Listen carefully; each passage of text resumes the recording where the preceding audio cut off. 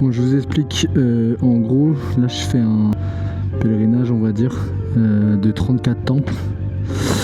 Et j'en ai fait, là c'était le 32e. Du coup il me reste plus que 2.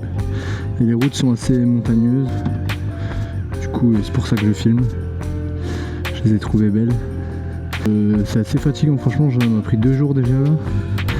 Mais si tu veux faire les 34 à pied, il y a moyen que ça te prenne 3-4 jours. Hein. Déjà moi en moto ça m'a pris 2 jours. Mais 2 jours pleins, ce matin j'ai commencé tôt. Hier j'ai commencé assez tard. Mais quand même j'en avais fait 15. Avant de continuer plus loin dans la vidéo, voilà, je voulais vous préciser que du coup c'est un pèlerinage de 34 temples qui se trouve à Chichibu. Voilà, c'est 34 temples mais qui sont pas du tout à côté, ça s'étend sur environ 100 km. Voilà, j'avais dit dans la vidéo un peu précédemment que à pied ça pourrait prendre 3-4 jours. En réalité c'est plus 5 à 7 jours. Donc, j'ai croisé des pèlerins qui le faisaient à pied. Mais voilà, comme je l'ai dit, en moto c'est déjà très fatigant. Moi ça m'a pris 2 jours.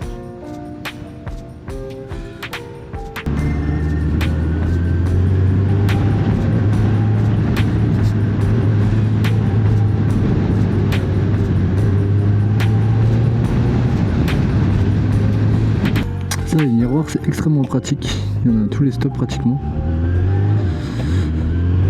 Bon, faut pas les couler, hein, mais la plupart aussi les coulent. Donc des fois je mets pas le pied à terre. Là j'avais pas le choix.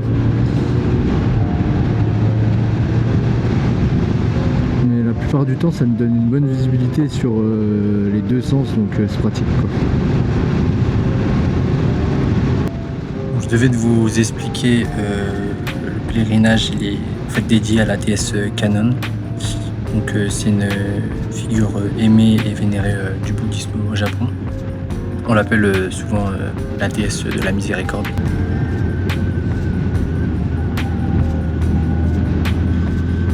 Bon, je suis pas passé par le chemin que je voulais vous montrer. Mais j'espère que le chemin qui va amener au temple il sera beau quand même. Donc c'est très montagneux hein, comme région. Je pense en vrai tout le Japon c'est montagneux. Mais c'est pas mal de chaînes de montagnes, ça donne un beau paysage je trouve, j'aime bien moi.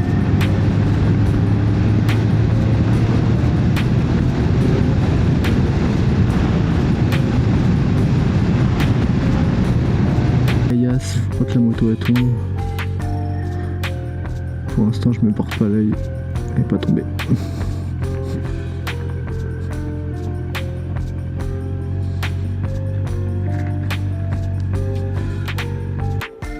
Alors je vais vous faire un petit point sur comment je organise mon road trip en termes de logistique sur la moto.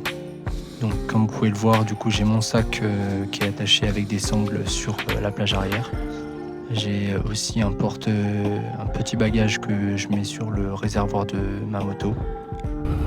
Alors sur cette DS en fait elle peut prendre 33 formes différentes.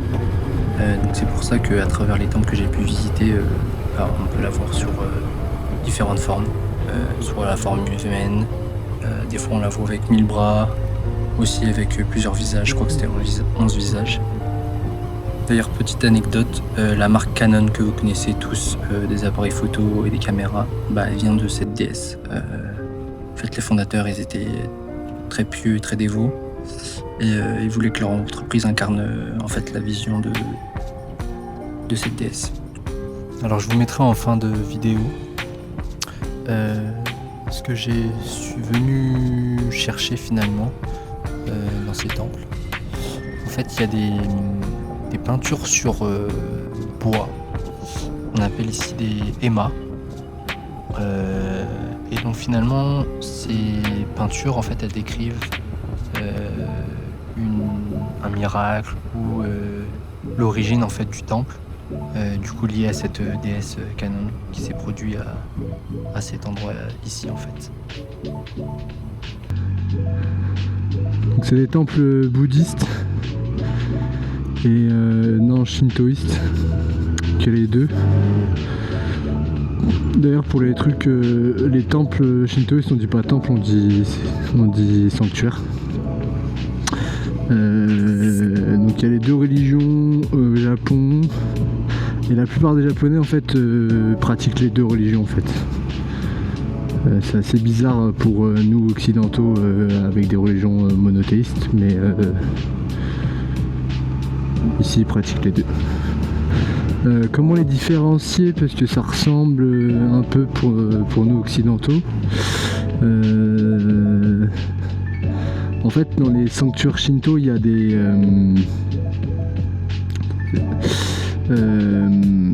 torii, et dans les temples bouddhistes il n'y en a pas. Il y a souvent un portail où on passe à travers, et avec deux figures de Dieu en fait finalement, sous des formes que je connais pas trop, hein, ça j'avoue. Donc ça c'est le bémol avec Google Maps, c'est que tu sais jamais quand tu reprends la route vers où partir. Là, je suis parti sur la logique que je devais continuer vers là où j'allais. Ah, le dernier temple, mais j'arrive à 17h. Je crois qu'il ferme à 17h. J'espère que même si c'est fermé, parce qu'en fait je prends en photo pas les temples curieusement, mais il y a des tableaux en fait qui sont, ça s'appelle des ema en japonais, et qui représentent un récit qui s'est passé à cet endroit-là. J'avoue que j'ai pas trop compris au niveau du sens, mais je trouvais ça artistiquement assez beau. Ça fait un peu un truc pas à collectionner, mais enfin, pour moi c'est un peu un jeu de piste. Et ouais, je trouve ça, la première que j'ai vue au début, je savais même pas qu'il y en avait à tous les temples. Je l'ai pris en photo, je me suis dit, et quand j'ai vu qu'il y en avait à tous les temples, je me suis dit ah bah c'est parfait, c'est de la peinture sur bois. Du coup je sais pas exactement avec quel type de peinture ils font ça. J'aime bien les couleurs, j'aime bien les dessins et tout. Du coup voilà, c'est un peu ça que je prends en photo. C'est marrant parce que du coup dans certains temples, en fait il y en a qui ont... En fait des fois il y a des temples qui sont séparés en deux. Comme si en fait il y avait un temple où... Parce qu'en fait normalement ce que tu collectionnes, c'est un dessin. Donc je vous montrerai là, j'en ai toujours pas fait un. Mais ça... c'est dans un livre qu'ils appellent ça un Goshin Book, et c'est un livre en accordéon en fait. Et en fait quand tu vas dans un temple, des fois, la plupart du temps, il y a un moine en fait qui fait des dessins, qui fait de la calligraphie du coup japonaise, et qui te fait un dessin, donc moyennant 500 yens. Donc un peu entre 3 et 4 euros, je sais pas trop au niveau du cours de change. Et voilà, ça te fait un beau souvenir et tout, et c'est trop bien. Et du coup moi j'ai acheté un Goshin Book, mais j'ai choisi déjà d'en avoir un parce que je peux pas me permettre de transporter trop de trucs. Et moi j'ai choisi d'en faire un dessin, enfin une calligraphie par préfecture. Et du coup, bah forcément, j'ai visé les temples les plus prestigieux, les plus célèbres, etc. Par préfecture. Et du coup, ceux-là n'en font pas partie. Mais voilà, si t'es... Par exemple, ce matin, quand je suis allé au café, il y a une personne celle qui travaille au café, elle voulait me passer un Goshin Book pour justement tamponner. Sauf que j'avais déjà commencé hier et tout. Franchement, il y a moyen qu'elle me l'aurait donné avant que je commence. Je me suis dit, allez, why not, je le fais, et ça me fait un souvenir. Mais là, j'avais déjà commencé. Ça veut dire que j'aurais pas eu le début. Enfin, pour moi, ça avait pas de sens. Donc j'ai juste dit que j'en avais un déjà, quoi. Mon Goshin, donc je vais vous montrer, là il est ouvert, je vais vous montrer une fois quand il sera fermé pour que vous compreniez comment ça marche. Mais bon, c'est assez simple. Donc comme je disais, c'est en accordéon. Donc voilà, donc ça, il y a des Goshin, c'est en double page, il y en a aussi où il faut les coller, et il y en a, ils sont dessinés à la main. Donc celui-là, c'est celui de Kawagawa à Saitama, Ibaraki, Shiba, Kanagawa, Tokyo. Donc ça, c'est Sensoji, le fameux temple connu. Ensuite, Yamanashi. Ça c'est Nagano, Gunma, Toshigi, Fukushima, Miyagi, Iwate, Hokkaido, Aomori, Akita, Yamagata et Niigata. Voilà. Et ensuite, donc, comme je vous ai dit, c'est en accordéon.